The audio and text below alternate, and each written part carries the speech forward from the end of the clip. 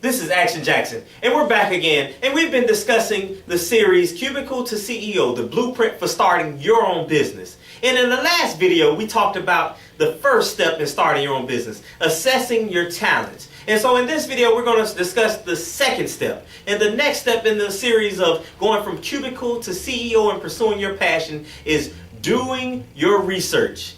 Doing the research. You know, major corporations, they call this R&D. Research and development. And I tell you, they won't make a move on any new venture. They won't make a move on any new product or any new service without conducting research and development. And in your business that you're interested in starting, this business idea that you have in your head, you have to conduct some research and development. You have to find out, is there a market out there for a service or product that you want to offer? You have to find out, is that market willing to pay for that service or product? I tell you, I always say the easiest way is to find a need. The easiest way is to find a need and fill it. Look at the problems that exist out there. I have many people, they always tell me there's not a lot of opportunities. There's just a lack of opportunities out there. And I always tell people there are no lack of problems.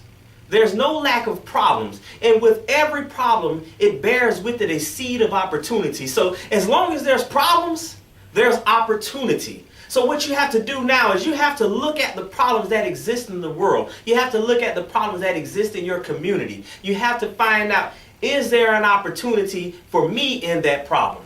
Is there an opportunity for me to use the talents that I assessed already? I know my talents now. I know what I'm good at. Now, how can I use my talents to create this opportunity for myself, to resolve this problem that someone or somebody in my community is having a problem with? And so now that's the next step, is finding and doing that research to find that opportunity. Find that opportunity and fill it. And I always tell people, it doesn't have to be this grandiose idea. It doesn't have to be this grandiose idea. It could be something simple. It can be something. One of the inventions that I'm always floored by is the Snuggie. You know, somebody said, when I'm wrapped up in a blanket and it's cold, maybe I want to read a good book and I don't want to unravel myself from the covers. And then the Snuggie was created. And I tell you, I always use that example because, see, it just shows that it doesn't have to be anything big. It doesn't have to be anything large, but search for the problems. And see, when you're searching for the problems, look at what people need. Even in the times of a rough economy, what is it that people are still going to continue to need? What is it that people are still going to continue to spend money on? Fitness. People are going to continuously look to lose weight and get physically fit, especially in this day and time where fitness and health are so important. So that's a big industry. We talk about relationships. People are lonely. They have websites and businesses that have been started that have made a lot of money and been very successful, tapping into individuals' need to be in a relationship or individuals' need to have companionship. So that's another industry. Personal and professional development.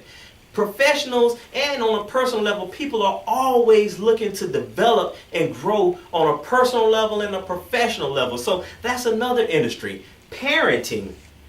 There is no shortage of children in this world. There's no shortage of children being born every day into this world. So in that industry, in the parenting industry, and those are just a few of the industries that you can look for an opportunity in. You can look for problems, and you can look all around. Look in your local community. Those are some of the issues, and look at some of the issues that are around and find out how you can resolve those problems. Where's the opportunity for you and your business idea?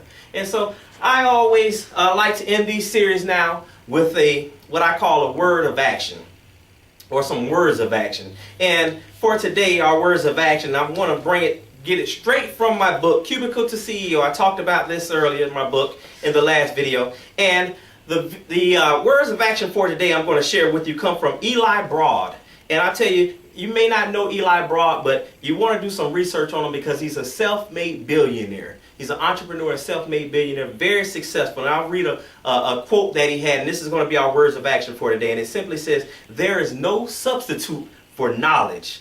To this day, I read constantly. It is impossible to read without being exposed to ideas.